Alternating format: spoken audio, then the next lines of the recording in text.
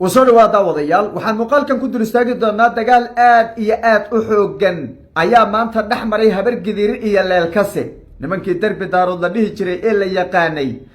ما أنت هبر جدير إيا أيام مركلة إسفرس صاري هرينا أسبوع يكهر بي أنت إسفرس صارين أو دجال حوجن دعي أو دمشق بدن يناوع بدن لبدا دنعبه وسوك لجاري ولو دنع للشبيي ayay labada maamul goboleed ee galmudug iyo Puntland baa soo kala dhaxgalay waa la iskugu imaaday xabad joojin iyo heshiis baa la gaaray heshiiskaas baa lagu kala joogay oo inta dhowr asbuuc ba lagu kala joogay heshiiskii horta waa burburay maanta mar kale la isfara saaray qadda la iska galiyay dagaalkuna wuxuu ka dhacay deegaanka Higleele ee galbeedka gobolka mudug ayuu dagaalku ka dhacay haddaba sida uu ku bilowday iyo cidda jabisay heshiiskii la gaaray ee labada maamul ay kala dhax dhigeen ayaan qodobkeena koobaad ku dul istaagi doonaa qodobkeena labaad maamulka Puntland ayaa si adag uga hadlay hanaanka geedi socodka siyaasadeed ee iska daba wareega noqday iska daba wareega dhan dabangaale sida baa la iskaga daba wareeg siyaasadii Soomaaliya ee la yaqaanay sanadba meel ama madaxweyne walbaba intuu meel ka soo qaada meel gaarsiinay waayahan waxay noqotay mid iska daba wareeg iyadiiba ay sii tirtiraysa oo ay sii khilaafaysa Puntland war bay ka soo saartay si adag bayna u cambaaraysay hanaanka geedi socodka siyaasadeed ee shacabka Soomaaliyeed iska hor keenay ee madaxweyne Xasan Sheekh Maxamuud qodobo dhowr ay ka soo saareen iyadana waa dul istaagi doonaa dhinaca kale xiisad xoogan ayaa maalmihii ugu dambeeyay ka taagan magaalada ganacsiyeedka Boosaaso magaalada Boosaaso oo ah rugta ganacsiga bulshada Soomaaliyeedna qabiil walba ganacsiga ugu ballaaran uu ku leeyahay xiisad dagaal baa ka soo cusboonaatay xiisadaasi dagaal la waayay ugu dambeeyayba dawladda federaalku way waday way rabtay arrinay qorsheysay bay ahayd halka ragga ku dagaalamaya qaar kamid ah magaalada Muqdisho aba loogu yeeray arrin la iska ogsoonaabay ahayd Saciid Cabdullaahi Danina talaabo qaaday walow wali aysan sidii in la rabay aysan wax u dhicin xiisadaasi reer Puntland la iskaga hor keenay dhalinyaradii reer Puntland la iskaga hor keenay iyadana doorka dawladda federaalku ay ku lahayd ayaan xaqiijinaynaa halka ay wax marhayaan ayaan iyadana dul istaagaynaa baaqna waan diraynaa hadduu alla idmo reer Puntlandku nabadda lagu yaqaanay dad nabad jecel nabadda ka shaqeeya wax walba isku qabsadaan isku tanaasula ayay ahaayeen laakiin gacmo waaweyn baa ku jira gacmo cadow baa ku jira waa arrin laga shaqeynayay muddo badan iyadana waa dul istaagi doonaa dhinaca kaleeto dagaal baa iyadana waxa uu ka dhacay maanta deegaanka yaaq bari weyne waa degmada wala weyn agagaarkeeda weeye waa shabeellada hoose maamulka koonfur galbeed dagaalka waayahanba waa socday mar horena waa dhacay inta dhaxdana abaabulka waa socday ciidamada maamulka koonfur galbeed iyo wuxuu u dhaceeyaa maleeshiyaad niman siyaasiyiin oo Xasan Sheekh Maxamuud ay iskugu dhow yihiin aad ugu dhow ay abaabulahayeen waa maleeshiyaadkii gaadiidka halka ku joogsisay waxa aad ogsoonaydeen isbaarada dhigtay weeye iyadana mid iyo laba ka oran doona dagaalkaasi iyo khasaaraha halkaasi ka dhashayna waa dul istaagi doonaa soo dhawaada muuqaalka like saara aragtidina noogu reeba qaybta commentiga aynu ku bilownay horta intayna dul istaagin dalkeeni Soomaaliyeed maanta ayaa loo yaabaa 91 buu u eg yahayba meel walba dagaal beeleed baa ka socda meel waxa isku haysta maamuladii ciidamadoodii iyo waxa isku haysta ciidamadii daraawiishtii waxa isku haysta waxa weeye maleeshiyaad meelana maleeshiyaad beeleedyo un baa isku haysta saasal isku dhagaya qabiil buu raansanaya horta waa ayaan darro haddii siyaasaddu inaga xumaatay in bulshadeena Soomaaliyeed ay ogsoonaan weydo xaqiiqada iyo dhibaatada la soo maray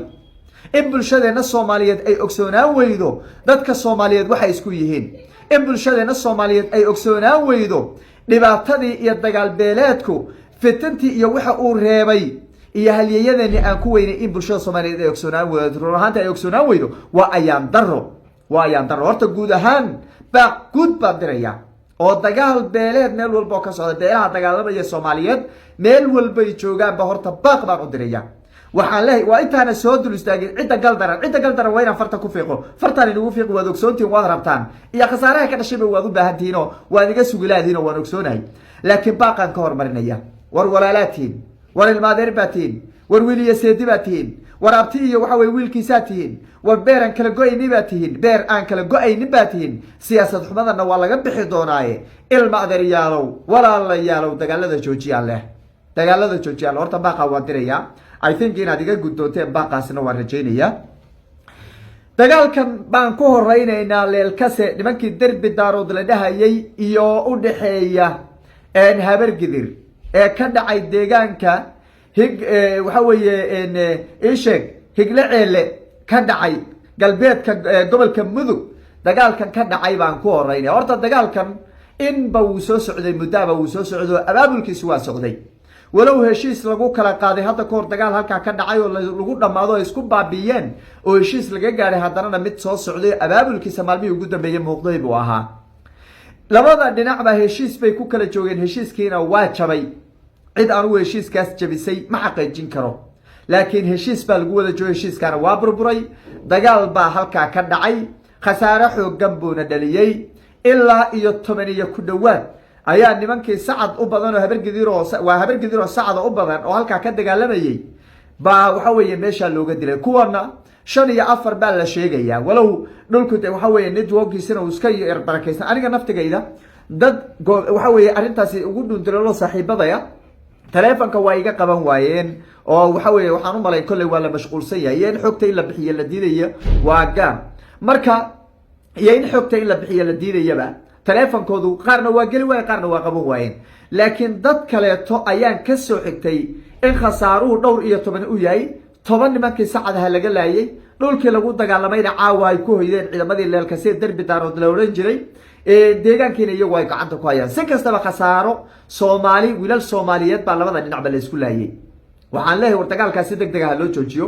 derbi daaroodow baashan aad tijaabinaysaan idinku ka daaya nimankan waxa weeye sacad nimanku waa tole baasha ku tijaabinina ka daayaan leh ka daaya joojiya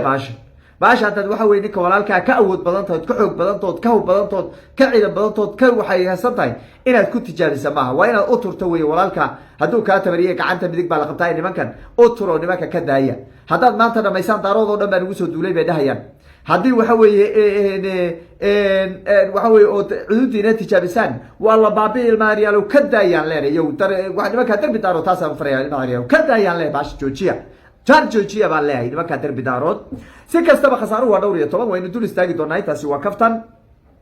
dhinaca kaleeto maamulka Puntland maanta waxay si adag uga hadleen siyaasadan iska daba wareega ee madaxweyne Xasan Sheekh Maxamuud wasiirka warfaafinta ee maamul goboleedka Puntland ayaa ku tagsaday duqi Xasan Sheekh Maxamuud aad buu ugu tagsaday wuxuu yiri dalka hadaan la badbaadinin meeshu Xasan Sheekh Maxamuud ku wado meel ka sii fog buu geyn doona haddana god mugdi uu ku riday ka daaya wuxuu yiri war duqa ka daaya ilmaariyaalo anagi baa meeshan u fadhina duqa Xasana oo xagga karbaasheen oo xagga uu wareeray meel wuxuu wadu garan leeyahay horta duqa Xasan Sheekh Maxamuud xaqiiqada markaan aan u soo jeedsano way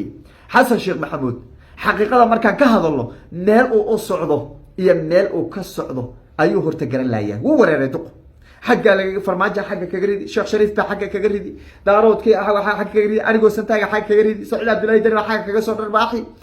waxa weeye wakiiladii beesha caalamka lagu soo waxayni ninkii lafta gareena baa isagana dhan kala soo waaweyn oo siyaasadeed baryahan qacda ku haya oo dhinac kala dhibaanadii baa ku ka ninku meel wuxuu wadu garan laayay ilmaariyaalo balka aan ka dabcinaan dhiilaa anigu horta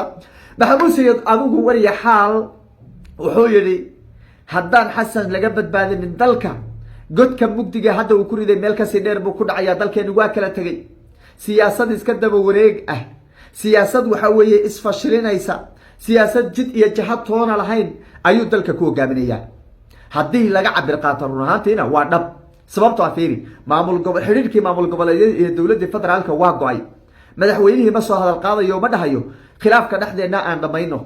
madaxda maamul goboleedyadu ha isku imaadaan waxaad adiga tabanayso waan kaa jidbaxaya anigu Xasan haddaanu madaxweynihii qaranka aan ahay idinkana iga jidbaxa ma dhahayo wuxuu ka hadlay shay maanta oo dhan dalkeenu waa waxa weeye horumar baan gaanay amniga horumar baan ka gaanay hebel horumar baan ka gaanay Ethiopia waan qabanayna Ethiopia kama yeelayno way nagu soo duushay war Ethiopia inay kugu soo duushay ma hadda ogaatay war Ethiopia nolosheeni ilaa iyo maalintan xornimo helay iyo maanta waligeed calool fayoobi darisnimo kuguma aysa seexan waligeed bay kugu soo duusho waxa weeye dhulkii ugu badnaa bay ka haysataa xoog bay kaaga haysataa kama hadli kartid waxba kama qaban kartid in kalena inay kaaga darsatay rabtaa war ma cid moogan baa jira Ethiopia inay kuusoo duusho cid moogan ma jiro cid walba Soomaaliya garanaysa waxaa sidee looga hortagi karaa marka waxaa looga hortagi karaa dalkeena in shacabka la mideeyo in siyaasiyiinta la mideeyo in aragtida siyaasadeed la mideeyo dalka in waxa weeye khilaafka laga dhameeyo oo wax cid walba wax tabanaysa la yiraahdo kaalay gogol baa ku fidsanay maxaa tabanaysa war maxaa doonaysa war maxaa ka maqan war oo la kala garnaqsado ayaa dalka lagu badbaadin karaa dalka Xasan Sheekh kaligiina ma badbaadin karo Saciid Cabdullaahi Dani kaligiina ma badbaadin karo madaxweyne maamul goboleed kaligiina ma badbaadin karo dad shacab kaligoodna ma badbaadin karaan dalka waxa lagu badbaadin karaa aragti midaysan oo wada jir laga yahay oo laga wada hadlay iyo jaho siyaasadeed oo dawladdu ay la imaataa dalka lagu hogaamin karaa oo lagu difaaci karaa midna hadda ma aragna war yaxal Puntland waxay tiri marka waxa weeye dagaaladan iyo khilaafkan iyo balaadan iyo waxan oo dhanba Xasan baa abuuraya hadduu xasaamada marka uusan abuuraynin xataa hadaba Puntland ku raacnaba hadduu saxaata ama kaga hor imaanaba hadduusan xataa Xasan abuuraynin madax meel ka koreeyo la taabta ma lehe madaxweynaha la rabaa inuu iskugu yeedho Saciid Cabdullaahi Dani meel meeqa jeer buu leeyahay wada hadal baan diyaar u ah Puntland inay garnaqsatay diyaar u tahay inay dawladda federaalka la hadashay diyaar u tahay inay khilaafka dhamaysay diyaar u tahay inay waxay tabanayso soo bandhigtay diyaar u tahay inay lala garnaqsaday diyaar u tahay meeqa jeer buu yidhi Xasan oo ka jawaabaya ma aragteen oo intuu jawaabo dhahaya anaguna diyaar baan u nahay anaguna inaan kula hadalno diyaar baan u nahay anaguna inaan wada fadhiisano diyaar baan u nahay Saciidow haddaa diyaar u tahay kaalay isaga madaxweynaha ma aragteen waa maya ma jirto madaxweynuhu waxaa ka go-an qorshayaal kaleeto ah Saciid Cabdullaahi Dani dagaal in lagu qaado waana hanaan aad iyo aad u foolxun waa hanaanka gabdhaha foodleyda waxaa lagu yaqaanay inay ficiltamaan oo qofkii waxa weeye dhinacooda soo fiiriyo dagaal ay ku qaadaan ninka ragga ma aha guushiisu dagaal uu ninka kale uu ku qaado ninka ragga waa ninka samra ninka ragga waa ninka garnaqsada ninka ragga waa ninka wax dhageysta ninka ragga waa ninka la dhageysto ninka ragga waa ninka gar wixiisa ku soo dhigto oo af kaga cilbaxa ninka ragga waxa weeye ninka kale kaga cilbaxa ma aha ninku inuu dagaal uu abaabulo oo dhiig uu daadiyo raganimo ma aha taasi waa nacas ninkaas isaga nacas weeye madaxweynaha jamhuuriyadda waxaan leenahay marka soo celi baashan aad wadatay waxa weeye boorsada aad ku wadatay siyaasadan qalab waxa weeye kolba aad meel ku daadinayso soo celi soo dhig miiska korkiisa ha laga wada hadlo dalka haddaad doonaysid inaad badbaadiso lex jeclo kaaga jirto dhab kaa tahay hadallada aad masaajidka dhexdiisa ka sheegaysa oo ilaahay kugu ogyahay oo iskugu yeer madaxda maamul goboleedyada dawladda federaalka ninka ku diida annaga ka hor imaanayna annagaa la dagaalamayna annagaa waxa weeye intaad adiga hadlaysa in ka badan hadli doona annagaa shacabka ku kicinayna iskugu yeer ninka ku diida aan aragne intaad iskugu yeedho waxa la isku haysto waxa weeye la isku maandaafsan yahay miiska soo dhigo waxaad tiraa say inay la muuqataa waraadu say kula tahay waraadu say kula tahay waraadu say kula tahay sidii la arki jiray sidaasaan dalkeena ku badbaadin karnaa oon cadow walba kaga hortegi karnaay taasi waa Xasan Sheekh Maxamuud iyo Saciid Cabdullaahi Dani iyo maamulka Puntland hadalkay ka soo baxay iyo karbaashkii ay madaxa kaga dhufteen duqa Xasan Sheekh Maxamuud oo waayihii ugu dambeeyay jahwareer oo ku dhacay dhinaca kale magaalada Boosaaso xiisad xoogan baa ka taagan maalmihii ugu dambeeyay ciidamada BF ta iyo sidoo kale ciidamada BS maxay ahayd BSF ta Elmadiyaano ayaa is hor fadhiyaan wasaas ay isku hor fadhiyaan weli u xabadu ay afka ka bixin war Saciid Cabdullaahi Dani oo maxaad rabtaa war Elmadiyaano oo maxaad rabtaan war ciidamadana iska horgeysay wiilashan walaalaha la iska horgeeyay waa maxay war nacadowii baa inaga dhex faa'iideystay waa yaab horta run ahaantii waxaan leeyahay wax garadka aqoon-yahanka isimada dhaqanka waxa weeye ganacsatada dhalinyarada dhammaan bulshada rayidka siyaasiyiinta waxaan ugu baaqayaa inay arintaas door muhiim ah ka qaataan dhalinyarada kala badbaadiyaan waxa isku diray waxa weeye ay ka hor istaagaan intuusan dhiig daadanin arinta la xaliyo caawe ugu daran tahay oo waliba lagu wargeliyay ciidamada waxa weeye shacabka degan ma ku wada dhinaca xeebta ee dekada Boosaaso dhinaceeda xiga leeydi meesha waxba ka dhici kare ka guura leeydi waa ayaan darar runaantii idinkoo reer Puntland oo cadaywiina u badan yahay idinkoo reer Puntland oo dawladda federaalka aan ogsoonahay sida ay waxa weeye ay Xasan Sheekh Maxamuud iyo xukuumaddiisu ay u diyaarinayaan inay Puntland dumiyaan oo cagta ay mariyaan oo khilaaf waxa weeye dagaal beeleedyo ay ka ridaan oo bulshada reer Puntland ay isku dhamaato iyadoo aan ogsoonahay waxa la idin soo maleegahayo maanta inaad idinkuna iska hortagtaan ood iska garan weydaan cadowgiina horta waa ayaan darro waa wax laga xumaado wax loo dul qaadan karana maaha bulshada reer Puntland waxaan leeyahay qaybaheeda kala duwan iyo waasida qiimaha badan iyo boqorka guud ee beelaha daaroodda waxaan leeyahay war arrinta door muhiim ah laga qaata sida ugu dhaqsiyaha badan inta xabadda qoriga afkiisa ay ka bixin hal la xaliyo arrinta hal la xaliyo reer Puntland waxaan ku naqaanay anigu inay ahaayeen dad nabadda jecel dad wada jirka ka shaqeeya dad midnimada ka shaqeeya dad aakhir wax walba isku qabtaan bay intay miiska iskugu imaadaan si degan wax ku dhamaysta ayaan anigu ku yaqaan waa ogsoontiin xasan sheekh maxamuud doorashadu markay soo dhaweyd inuu yiri Puntland 24 sano la dhisay 24 saacadood bay ku dumi doontaa 24 saacadood waa maalin iyo habeen ayay ku burburi doontaa buu yiri xasan sheekh maxamuud tiibo haddana wadaa waa dhaweydna waa wakiil loo yeeray asad diyaane ee magaalada waxa weey muqdisho loogu yeeray hub iyo alaab la siiyay waan maqlaynaa asad diyaane waxaan leeyahay mudane mas-uul baa tahay nin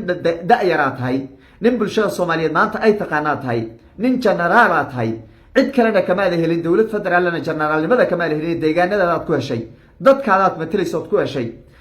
Puntland baad ku heshay deegaanadaad ku heshay oo darajada aad ku gaadhay dhaqaale la'aan ma tihido maanta 20 jir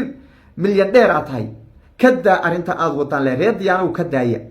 reer diyaanow arinta raalli kama nihin anagu haddaan nahay Soomaali haddaan nahay daarood arinta raalli kama nihin ka joojiyaan leeyahay maamulka Puntland hal nin madaxweyne ka hal maamul buu leeyahay laba maamul la kama wada talinayaan waxa aad tabanaysaan odayaasha u yeera odayaasha ayna kala xalinaya idinkiya Saciid Cabdullaahi Dani laakiin ninka Saciid Cabdullaahi Dani la yiraahdo doorashada ku guuleystay shacabkiisa iyo waxa wixii libaanadooda ay doorteen waa inaad uga dambaysaan amarka iyo kala dambeynta waa in looga dambeeyo weey markaas ayna leeyahay anu waadi simantiin walaaladay baatiin nabad baan rabaa reer Puntland horumar baan la rabaa reer Puntland waxaan la rabaa waxa weeye inay dherag iyo barwaaqo badhaadhe ay gaaraan baan la rabaa waxaan leeyahay dagaal ka dhacay raalli kama nihin wax lagu farxaya ma aha waxaan ku faraxsanahay ma aha waxaan dul qaadan karna ma aha waxaan inaga sugaynayna ma aha waxay inaga sugaynay waxa weeye reer Puntland hooyadii federaalka tihiin inaad Soomaali weyn aad nabadaysaan inaad Soomaalida kale iscunaysa aad nabadaysaan inaad maamulada waxa weeye duulaanka lagu soo qaaday sida SSC Khaatumo aad cadawga ka difaacdaan ee inaad xabadda idinku iskala horjeestaan raalli kama nihin waxaan sugaynayna ma aha waxaan rajaynayaa inuu baaqaasi oo ina soo gaari doono insha Allah ta'ala dhanka kaleeto maanta yaaq bari weyne waa duleedka degmada Walaweyn gobolka Shabeellada Hoose dagaal baa ka dhacay waa deegaano koonfur galbeed ka tirsan asbuucyo ka horna dagaal baa ka dhacay dagaalkaasi hore wuxuu u dhaxeeyay ciidamada daraawiishta maamulka koonfur galbeed iyo maleeshiyaad halkaasi lagu abaabulay oo beesha gaal jecel ay leeyihiin beesha gaal jecel maleeshiyaadkaasi waxay asbuucintu dagaalkaasi dhicin ay gawaari ku joojisteen deegaanka yaaq bari weyne oo la sheegay inay cashuur ka urursanayeen sida uba sheegayba xildhibaan aamin jeesow uu sheegay oo uu yidhi anaga ciidanka qoranay anaga dhulka xoreysanay anaga sida yeelay uu yidhi arinta maamulka koonfur galbeed waa u cuntami weyday in maleeshiyaad ay isbaaro dhigtaan oo ay halkaasi lacaga ku ururiyaan maamulku tallaabay qaadeen maleeshiyaadku way kala eriyeen dhowr asbuucba dagaal ma dhicin waa la isku soo huburursanayay gaal jecel meel walba uu joogaba waa la isku soo huburursaday maanta fooda la isdaray deegaanka yaaq bari weyne dagaal saacado socday khasaare xoogana ay ka dhalatay baa halkaasi ka dhashay 6 qof baa la sheegay inay halkaasi ku geeriyoodeen waxaan leeyahay waa yaan daro in maamulkii iyo shacabkii ay maamulahayeen la iska horgeeyo waa yaan daro inay siyaasiyiin waaweyn oo waliba xildhibaano ah ay arrinta ka shaqeynayaan waxaan leeyahay madaxda maamulka koonfur galbeed war waan aragnaaye oo waan hubaayo cidda khaladka wada waan aragnaaye oo cidda ka shaqeynaysa waan aragnaaye kuwaas baa lagula xisaabtami doonaaye shacabka u tura waxaad leynaysaan weerarka ku qaadeen waa shacab waxa soo abaabulahaya waa xildhibaano xasaanad haysta kuwa ha lala xisaabtamo kuwa dacwadaha lagu oogo kuwa maxkamadaha lagu oogo kuwa ha la dacweeyo awood ha loo adeegsado haddii la soo qaban karana ha la soo qabtaba laakiin shacabka ha loo turo dhalinyaradan dhulkiina difaacda beenbeenta loo sheegay laga waxa weeye hubka loo dhibay rasaasta qoryaha looga buuxiyay waxba kala ogeyn xabadaha laga dabciyo wada hadal la galo isimada reer koonfur galbeed waxaan leeyahay arrintaas ka qayb qaata nabadeynta ka qayb qaata ha la kala dhex galo dhalinyaradaasi la khalday ee isbaarada intii biraha meesha loo dhigay leeyahay gaadiidka wax ka urursada ee la khalday xildhibaan aamin jeesow uu khalday iyo siyaasiyiinta kale ee gaal jecel ay khaldeen ha la kala gaadhaan leh